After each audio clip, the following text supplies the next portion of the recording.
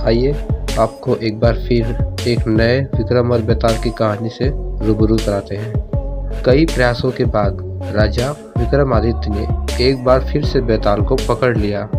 वह उसे जब योगी के पास ले जाने लगा, बेताल ने नई कहानी सुनाते हुए कहा, एक समय की बात है, धर्मपुर नाम के नगर में गंधर्व सेन नाम का युवक रहता था। गंधर्व सेन की कदकाठी बहुत आकर्षित थी।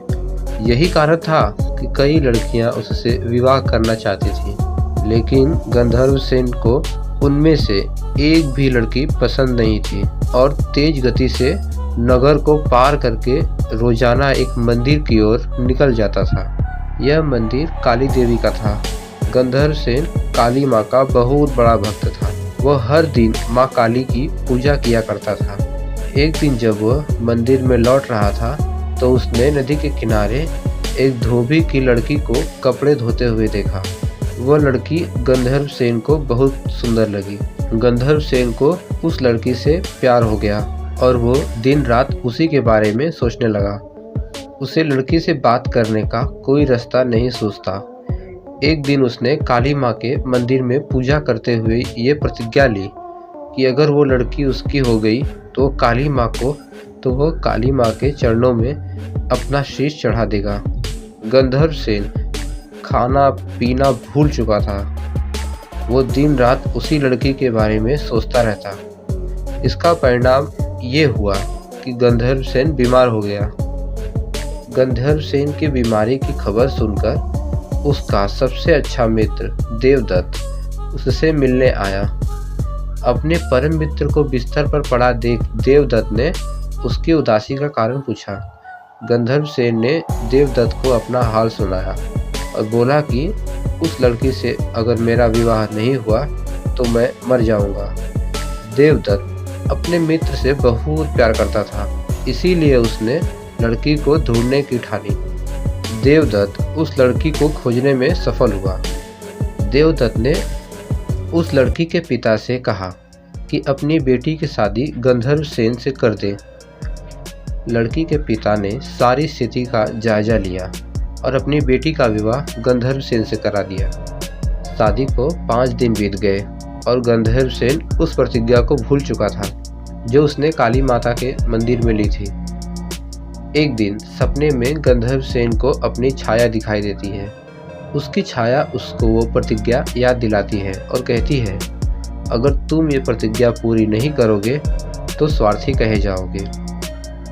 अगले दिन गंधर्व सेन को अपनी गलती का एहसास होता है और वो काली मंदिर में अपने बलि देने के लिए तैयार हो जाता है और वह अपने मित्र देवदत्त को बुलाता है और उससे कहता है कि मैं, तुम और तुम्हारी भाभी मंदिर चलते हैं।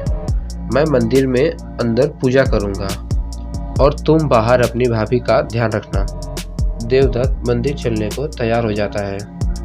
दोनों दोस्त उस लड़की के साथ मंदिर पहुंचते हैं। गंधर्व सेन मंदिर के अंदर अपनी प्रतिज्ञा पूरी करने चला जाता है। देवदत्त और गंधर्व सेन की पत्नी बाहर उसकी प्रतीक्षा करते हैं। बहुत समय तक गंधर्व सेन बाहर नहीं आता तो देवदत्त मंदिर के अंदर चला जाता है। देवदत्त अंदर जाकर देखता है कि गंधर्व सेन ने अपनी तलवार से अपना सिर काटकर काली माता को बलि चढ़ा दिया है। यह देखकर देवदत्त घबरा जाता है।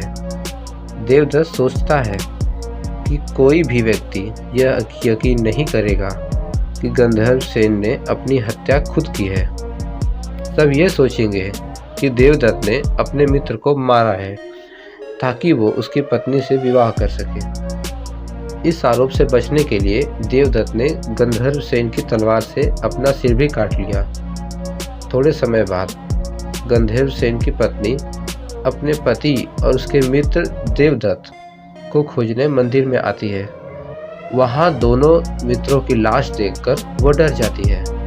उसने सोचा कि लोग उन दोनों की हत्या का आरोप मेरे ऊपर लगाएंगे। इस लांछन से अच्छा है कि मैं भी मर जाऊं। जैसे ही उस लड़की ने अपना सिर काटने के लिए तलवार उठाई, वैसे ही वहां माँ काली प्रकट हुई।